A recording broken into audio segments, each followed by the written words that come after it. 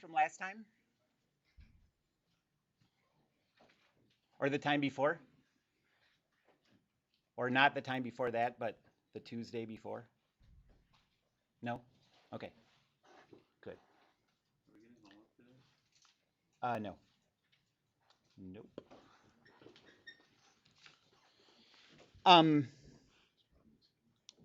So last time we finished talking about the general method for structures, but this is something that just takes a lot of practice. And so I'm going to do an example problem up here, and then you all are going to do some problems working together.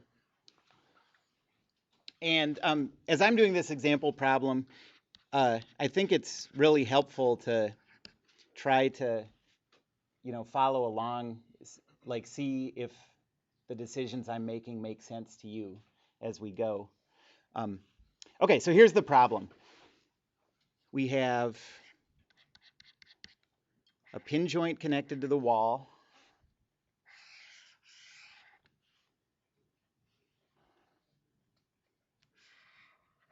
Oop. That's supposed to be a right angle.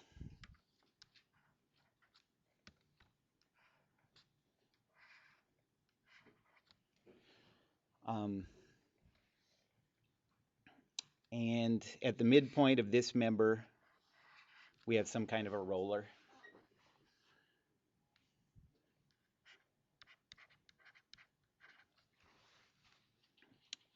And each of these length, oh no, this length is 1 meter. Those are all pin joints? Yes.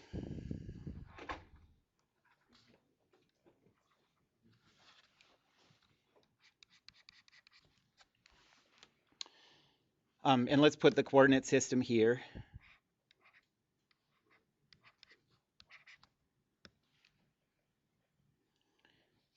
And then, so we're going to neglect gravity on this one. Somebody asked me how to know when to neglect gravity. On these kind of problems, if I say anything about the mass of the object, the only reason you use that in statics, I believe, is to calculate the weight. So if I give you the mass or the weight, then you're using gravity, putting gravity in it. If I don't put it in, then you're ignoring it. Why would you neglect gravity? Like if you're trying to estimate a problem, you see some structure put together outside. When would you neglect the weight of the members? If we're looking at it from above. That's true. Yep, that's true if you're just looking at a plane that doesn't have gravity in it. But there are other times too. Like we're going to neglect the weight in this case. And, I'm picturing this as being from the side. It could be negligible. That's right.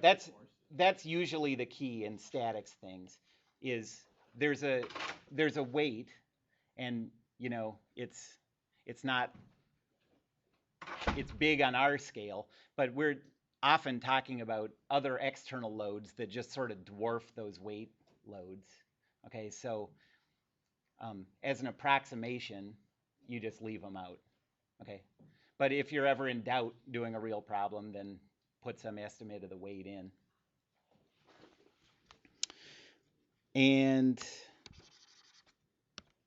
okay, so that's 1 meter. And then there's a load acting at 90 degrees from this member of 5,000 newtons.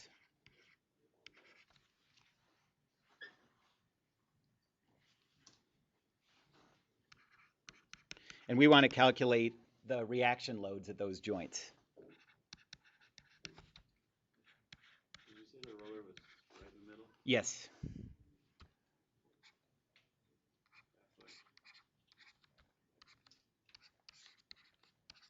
Yeah.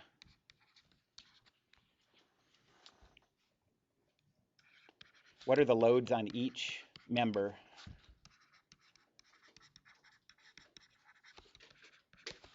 At the pins. Oh, I did put up new practice problems, speaking of homework. So get to those as soon as you can. And I got to get some solutions up. I also put up one set of solutions recently, but I think there's still two I need to put solutions up for. Okay, so what are the steps for solving this? What's the first step? Yep, isolate the whole structure. And we're going to use Newton's second law in the rotational version to get three equations from the whole structure. Yes, number all members. That's step 0.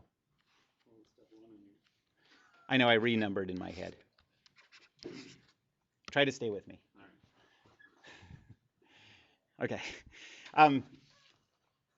So step 1, number the members. Did that. Step 2, isolate the whole thing.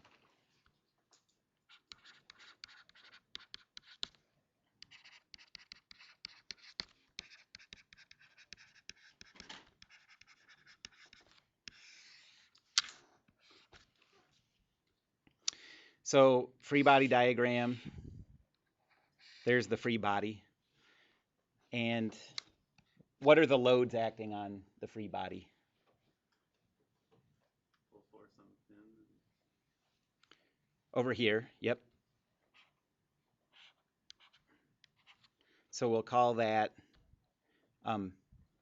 I said that it's not, this is a step where it's not super crucial to use that AB notation, but it doesn't ever hurt anything.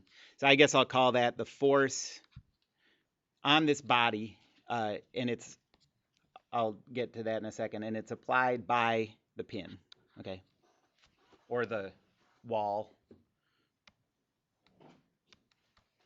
I guess that makes more sense in the way I'm going to think of it. So what member is it applied to?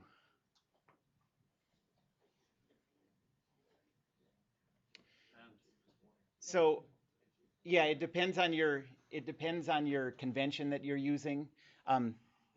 So we have a couple of choices. We can treat the pin as if it's its own member, right?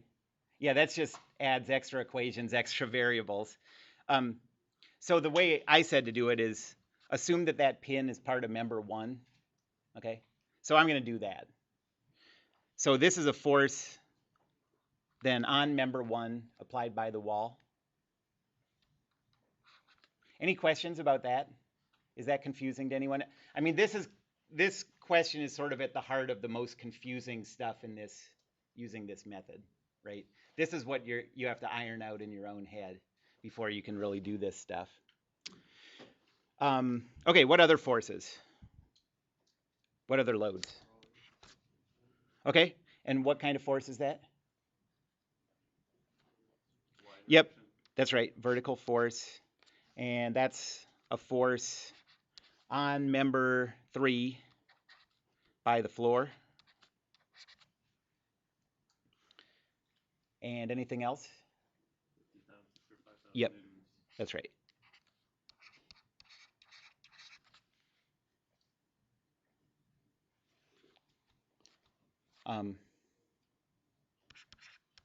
Pancake artists, row 4, marzipan.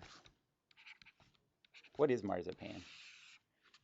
I know it's an important thing in pancakes. Marzipan pancakes. Marzipan cakes. Okay, yeah, okay. I knew you needed them in pancakes. Anyways.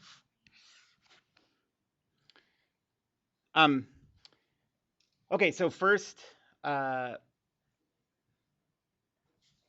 let's, oh, I did something I told you not to do here. Whoops. We know the direction of this force, right? So I'm just gonna name that. So that makes this a scalar variable, and since it's a scalar variable, you don't use that AB notation, okay? So sorry about that, but this, I'll just change that to R. Okay, so let's deal with that force R first. In this coordinate system, the length of this member is 0.7071. So the location of R is 0.35360.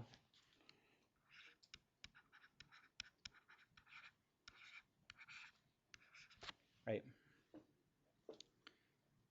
For the about point, let's put it up here so we can get rid of this in our moment calculation.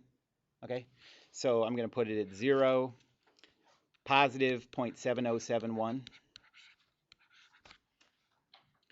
So rho is 0.35.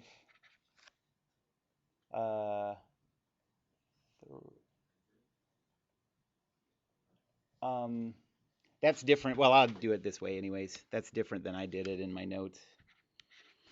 And then negative 0.7071. The force is 0R. And so the moment applied about this point is 0.3536 R.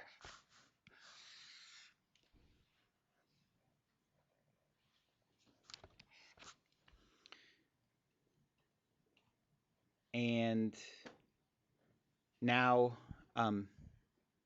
let's do this 5,000 Newton force.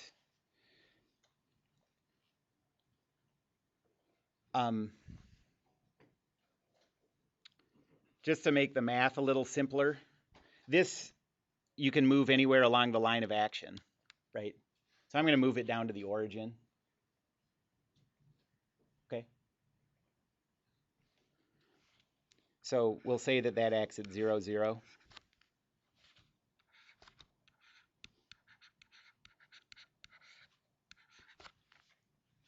So that makes rho 0, negative 0.7071. The force vector is negative 35, 35.5, negative 35, 35.5.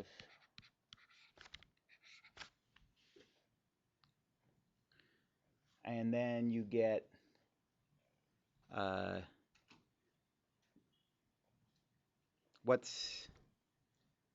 that must be negative 2,500. Negative 0.7, so 0.7071 times 3535 is that 2,500. And be careful with the signs.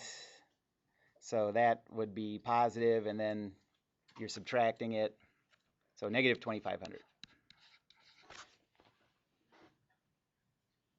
And that does make sense, because if you have a hinge here, this force is going to rotate the body clockwise, right? It should be a negative moment, right? And then this force, it acts at 0.7071.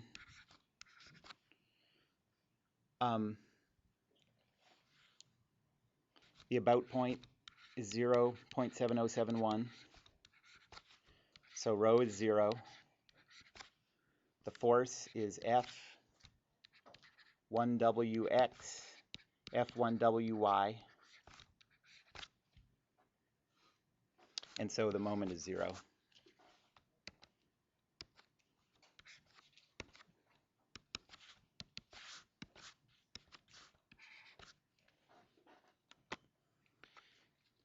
So Newton's second law says, bless you, 0R plus negative 3535.5, negative 3535.5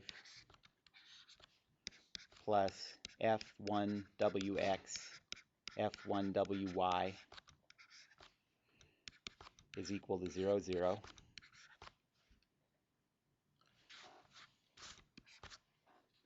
And the rotational equation,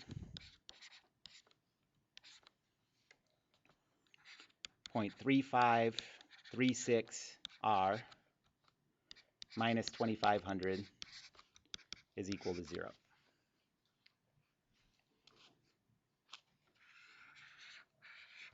Okay, so we have three equations. F1WX is equal to 35.5.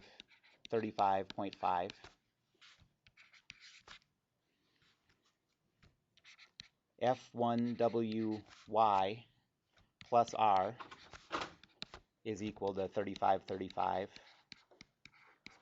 5.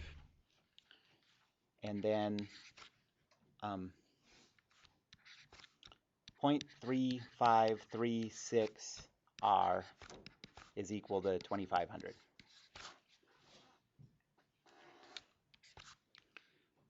And what do we have for variables?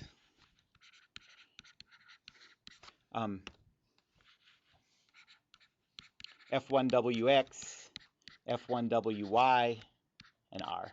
Okay. So right now, as a sort of to cut down the size of the big matrix equation you get at the end, you have 3 equations, 3 variables. You won't be done with the problem because you haven't solved all the things you need yet, but you could solve this for these 3 variables, and that'd just cut down your number at the end.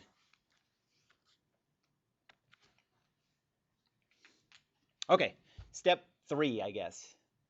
What's step 3? We're done isolating the body, the whole thing. So now we're going to isolate the individual members, right?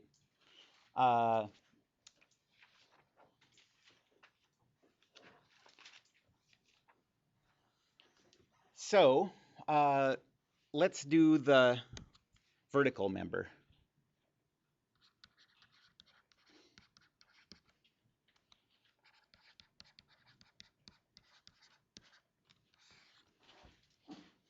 And again, this free body diagram, like figuring out what loads are acting on what, is really that's the crucial step in this whole process. So what are the external loads acting on this vertical member? Okay, so that's true, and sort of the key is figuring out how to label these, and that all goes back to what you're considering the pin to be a part of, right? So, okay, what do we have here? We have, okay, so up here at this pin, right? That pin is part of the member that I'm isolating, right? This is member 1, the lowest numbered member, right? So on that pin, there are actually 2 things applying forces, right? The wall and member 2. Okay? Does that make sense? Anybody have a question about that? If you miss that, then you get this big system of equations. So miss one thing like that, every single force is drastically wrong. Okay? So we have one force vector on body 1 by the wall. And we have one force vector on body 1 by body 2.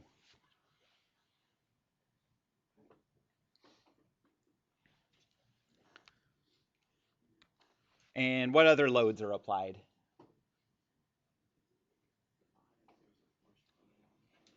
Right. On 1 by 3. Okay. So that's a complete free body diagram. And if we were including weight, we'd put a weight force acting at the center.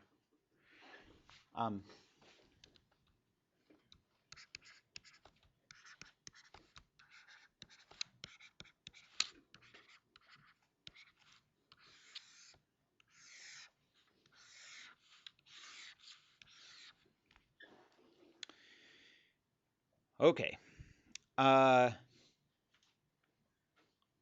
guess let's calculate our moments about this point up here, because that gets rid of the moments produced by 2 force vectors. So let's deal with these 2 first. Those are applied at 0.7071.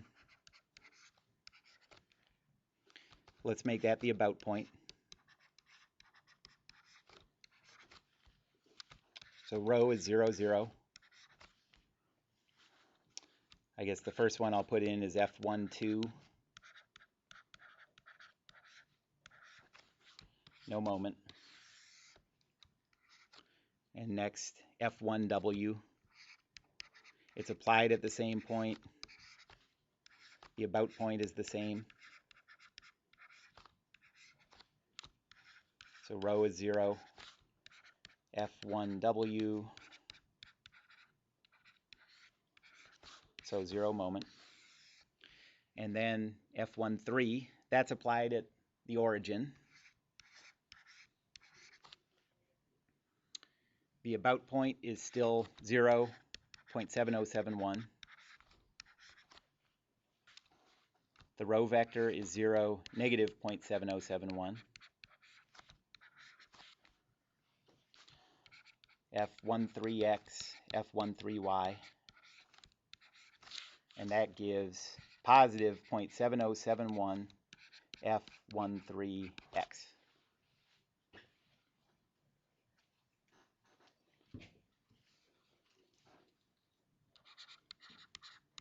So Newton's second law says F12x, F12y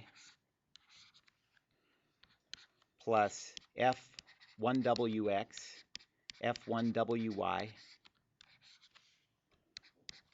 plus F13x, F13y is equal to 0, 0.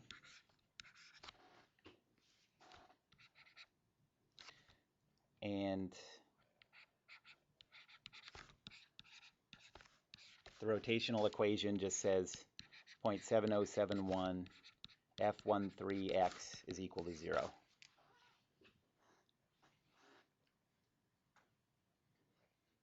Well, so if you happen to be like keeping track of how to simplify all this system of equations as we go, there's another variable that you know and another one you can eliminate when you do the big matrix at the end.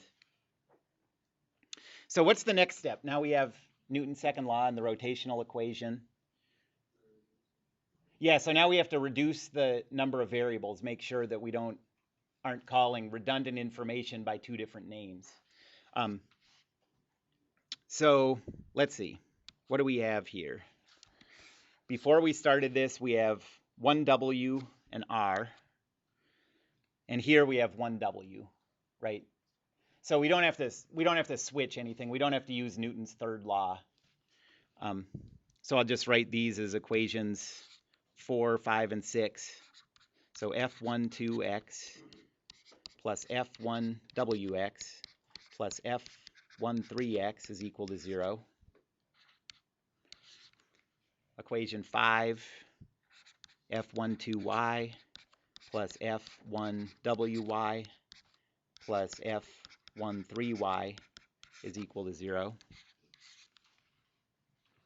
And equation 6, 0.7071 F13x is equal to 0. And now the variables. So we still have from before, we know we're going to have at least all the variables we had before. So 1wx, 1wy, and r. And now we're adding to this list f12x, f12y, and f13x, f13y. Okay? So right now we have 6 equations, 7 variables.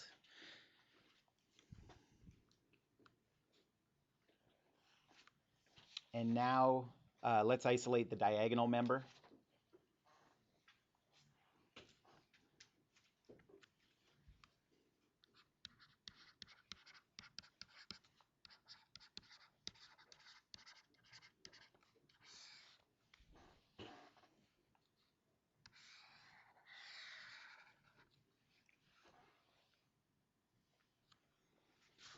What loads are acting on that?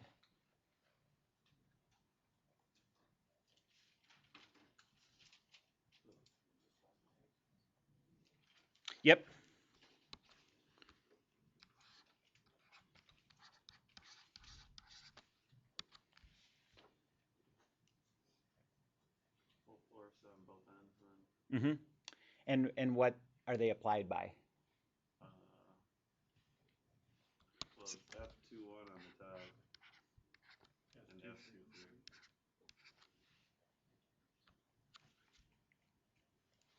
Right.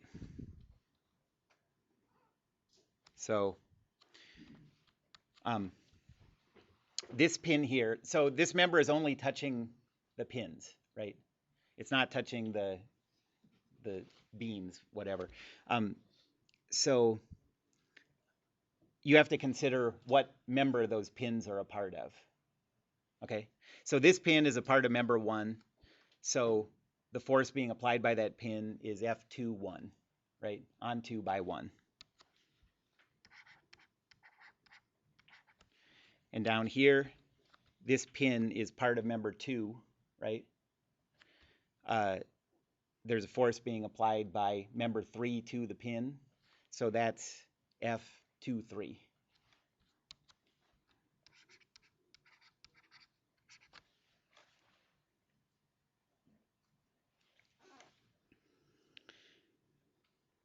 Okay, that's everything.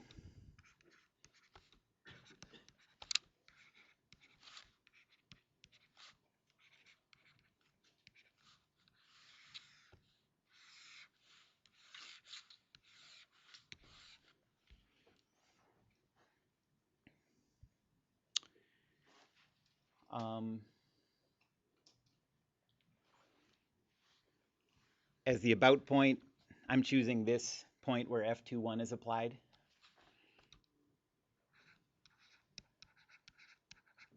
Remember, you can choose, like, for each body that you isolate, you can choose independently what your about point is. It looks like I chose the same one maybe for all 3 of those, but you don't have to do that. So let's start with the force at that point. It's located at 0.7071. So rho is 0. The force is F21x, F21y. So no moment. And then this 5,000 Newton force, we know the force is negative 35.5 and negative 35.5.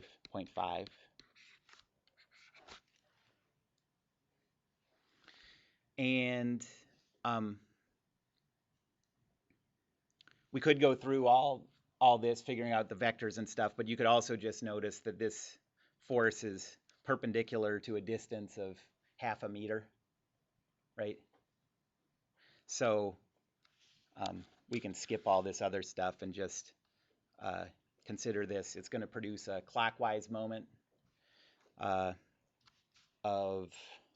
negative 2,500.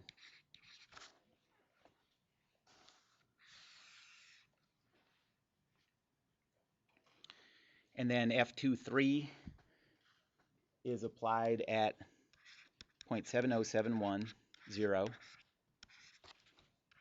about point 0.7071.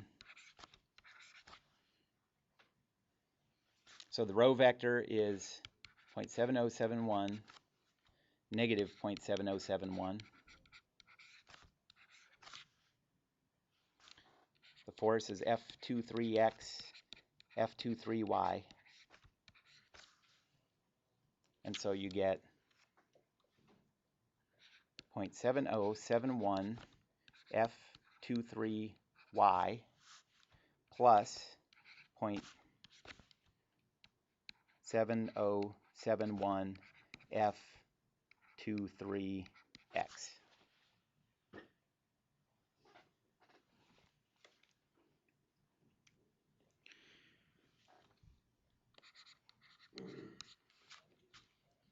So we get F21x, F21y plus negative 35.5, negative 35.5 plus F23x, F23y equal to 0, 0.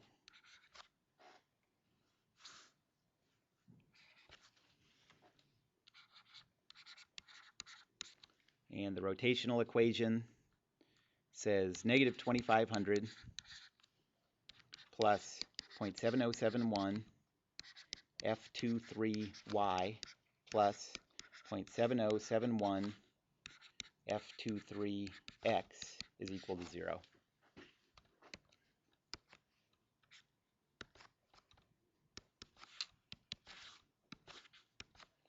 Okay, so now we have to reduce the number of variables.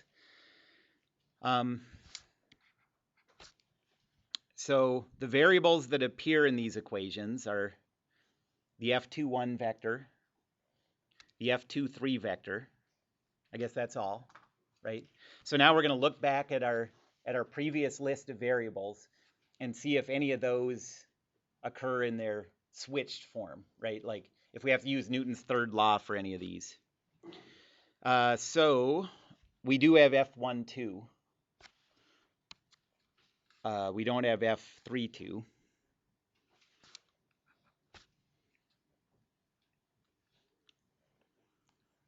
So that means that equation 7 is going to be negative F12x plus F23x is equal to 35.5. And equation 8, negative F12y plus F23y is equal to 35.5.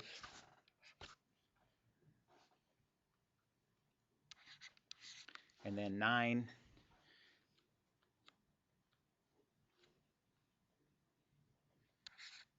.7071 F23x, I'm just switching the order of these two for the matrix, plus 0.7071 F23y is equal to 2500. And our list of variables, we have R F1W,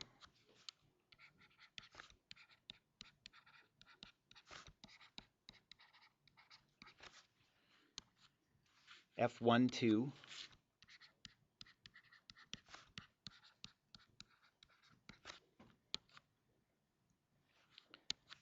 F13,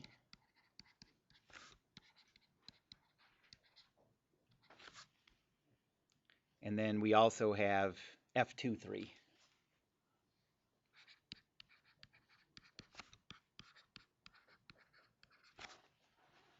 Okay, so 9 equations, 9 variables, right? Yep. So now we can solve it.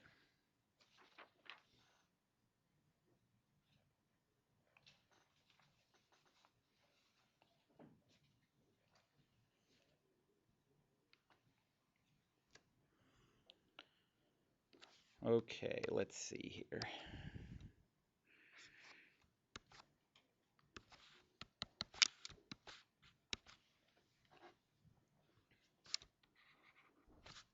So let's do it in this order.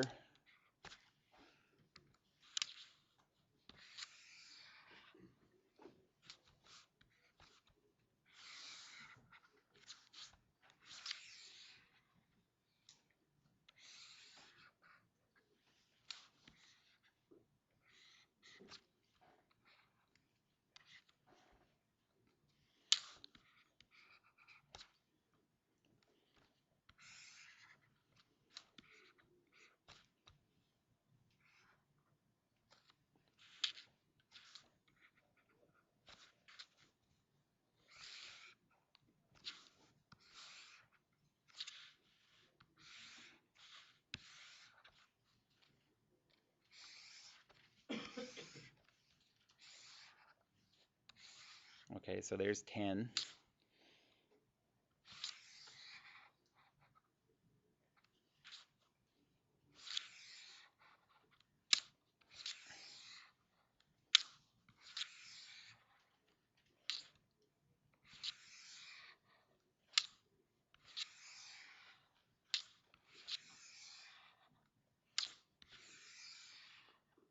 And 1, 1, 2, 3, 4, 5, 6, 7, 8, 9. Okay, so this is going to be the augmented matrix.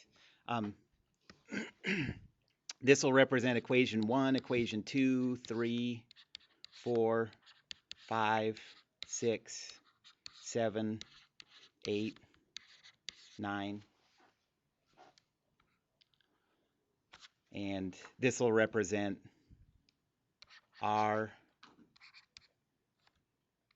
F1WX, F1WY, F12X, F12Y, F13X, F13Y, F23X, F23Y, and this is that constant vector on the other side.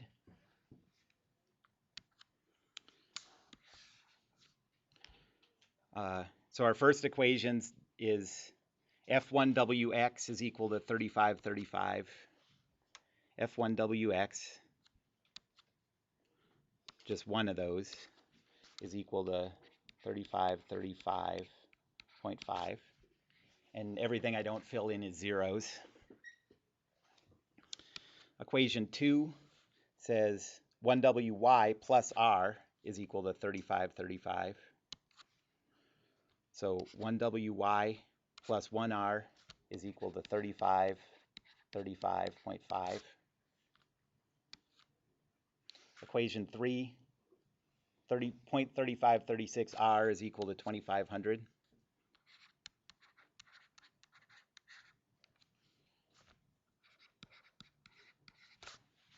Okay. Equation 4, F12X plus 1WX plus 13X equals 0.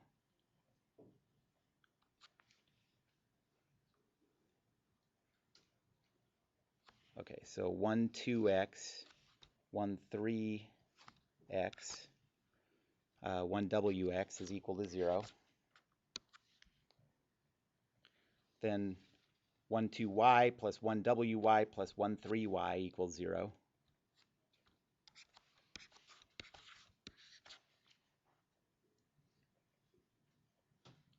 And you always get a lot of those in these matrices where you'll have just shifted, value shifted over one spot because you have the x equation and then the y equation that often has those same variables, just the different component. You know what I mean? These are the x, these are the y. And then 0.7071 13x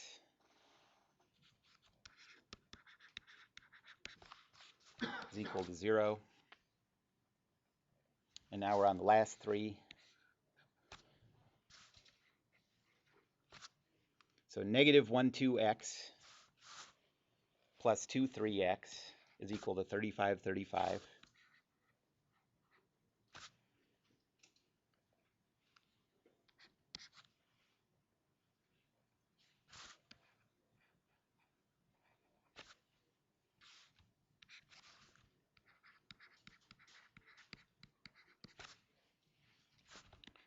And then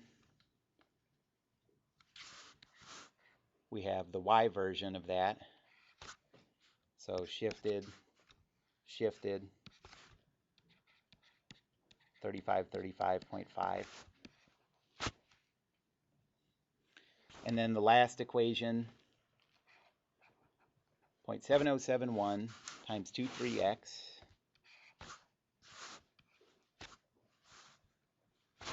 let's see.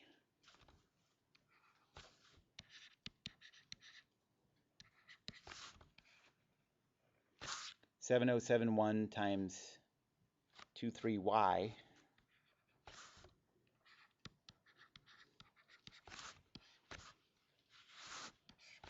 is equal to 2500. Has anyone already solved that? Okay, can someone punch that in? I guess I don't have that written down.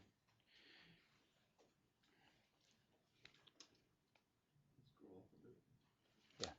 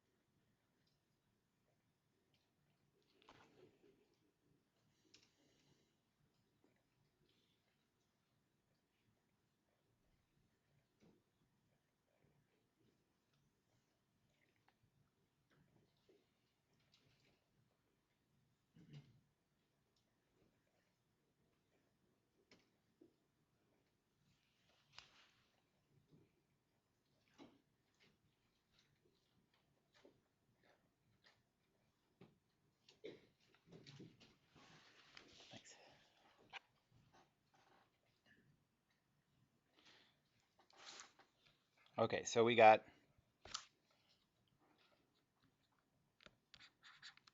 tell me if you guys get this same thing. We got R equals 70, 70. Some round off error, I guess, there. And then F1W is equal to 35, 35, negative 35, 35.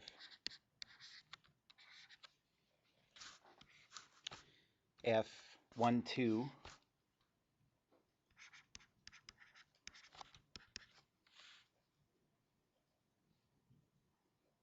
this says 0.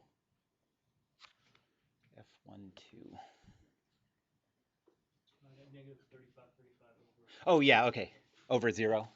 Or something close to 0. Oh, no, I didn't get that. You didn't? I get positive 35, 35. So negative 35, 35 Okay. over positive 35. Huh. Anyone else get an answer for that? Let's see. Well, let me look at that. So 1, 2.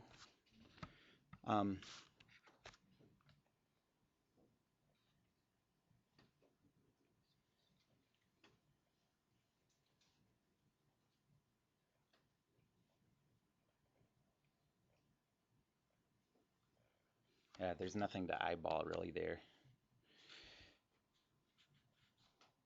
Anyone else get an answer for that one? What? For this is the 1, 2, 3, 4, 5th variable down. 0.0678. Okay, that's what I got here. And then F13 is 0, 35, 35.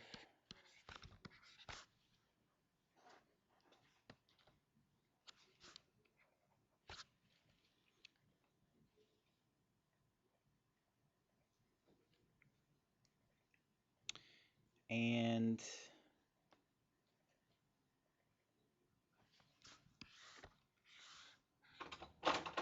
F23 is 0, 35, 35. Anyone else get that?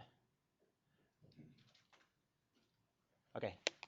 All right, so how do we use this now to determine what the external loads are on each of those members? Okay, because these, so far this doesn't mean anything until you think of these as forces acting on an object.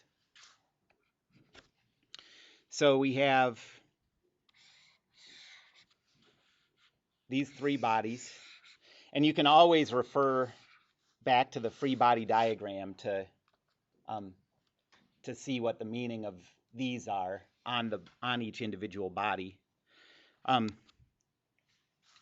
So when we isolate that first member, we have F1W plus F12 acting up here, right? And we have F13 acting down here. So 35, 35, negative 35, 35. And we also up here have F negative 35, 35, 0. And 1, 3, we have 0, 35, 35. Okay. There's one thing that we can use now to make sense out of this. Like, does this look plausible? Like, what can you look at here to tell you whether this makes sense? That's right. They all add up to 0, 0. And there's one more thing about this. This is a 2-force body, right? If you add these two up, it gives you a force at one end, and this one gives you a force at the other end. So each of those those have to be equal and opposite going from one point to the other one. Otherwise, this thing would be rotating, okay? And you can see if you add these up, you get a downward force and an upward force. So that all makes sense with a two-force body. Okay, so that's always a useful thing to look for, I think. Look for where you have two-force bodies and make sure that your forces are lining up the way they should. By the way, while we're talking about that, so is that in compression or tension? Is that being stretched or squished? Right.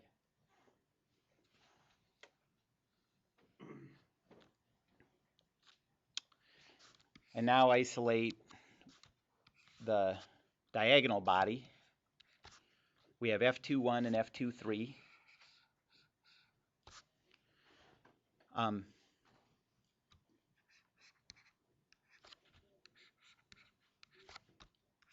And we have this 5,000 Newton force.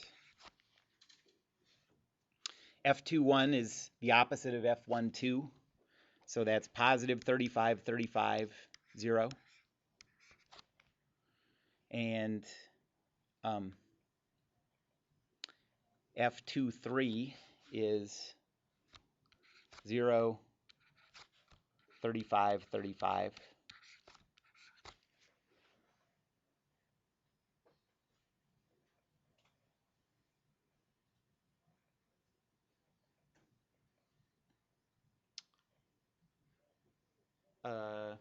And that makes sense if you think about the moments that these different things are producing. So that body's in equilibrium. And then the last one, we didn't isolate that one, right? But we have R acting here.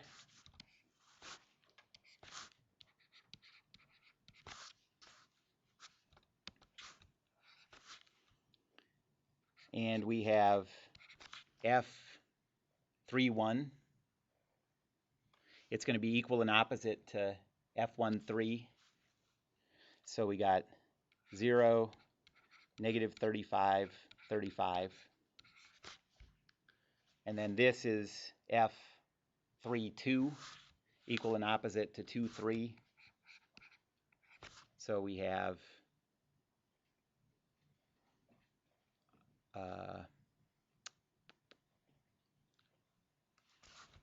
0, negative 35, 35.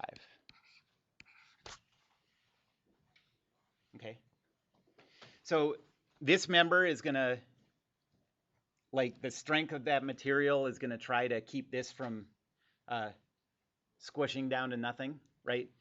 The strength of this material is going to keep it from bending. Can you picture that?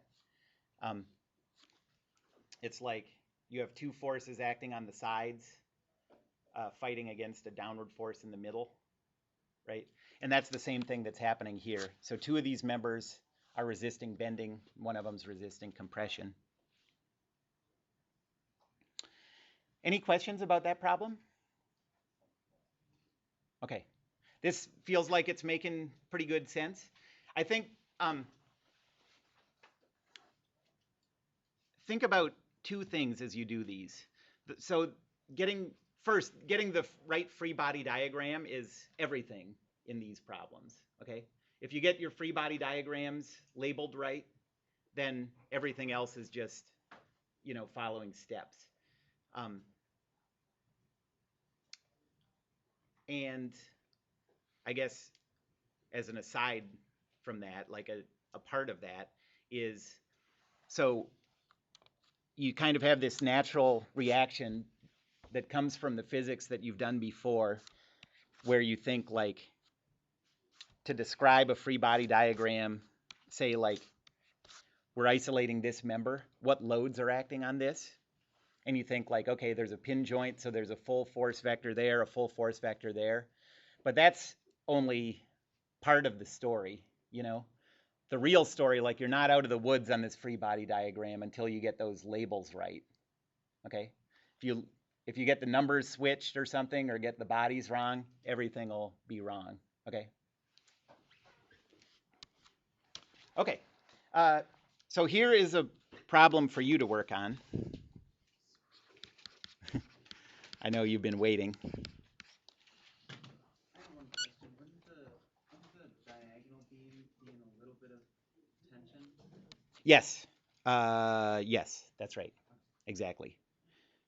Is it tension? I guess it's a little bit of compression, actually, right? You have the horizontal force pushing this way. But yeah, that's exactly right. You got sort of a component of this compression thing, and you have a little bit of this bending thing. And we'll talk about how to calculate that. It's a complicated issue to deal with that stuff. It changes all the way along, like what the internal loads are, and we'll talk about that at the end of the class. You know, like if you have an object like this and you subject it to this loading 1,000 times, you know, in parallel universes, you have the equipment for that? Yeah. Okay. It's going to break in the same way, the same place every time. So why is that? It's because if you calculate the internal loads,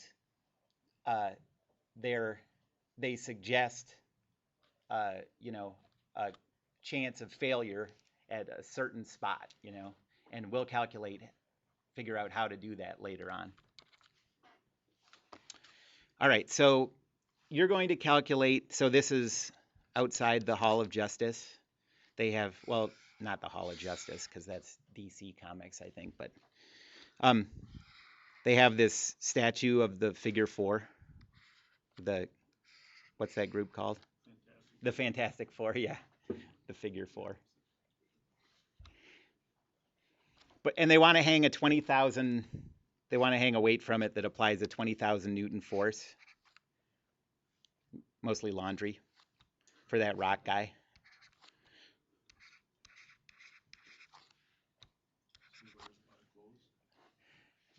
Yeah, he does.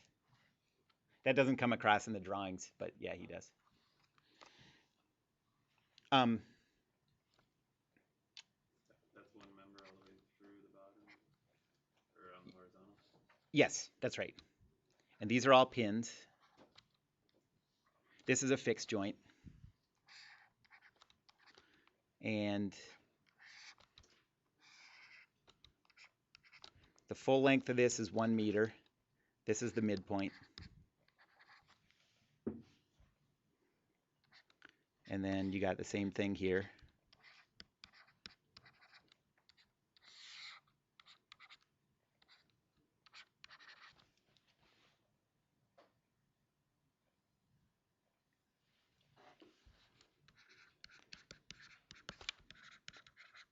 So what are the external loads on each of those members?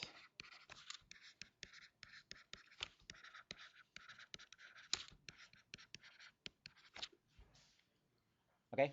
And feel free to talk out loud and talk to people around you and just try to work through this. And I think it's a good habit to get into, to, like, if you don't have those steps in your head, then look back at them and make sure you're following the steps, you know. We want to make this sort of as systematic as we can, so you're doing the same thing every time.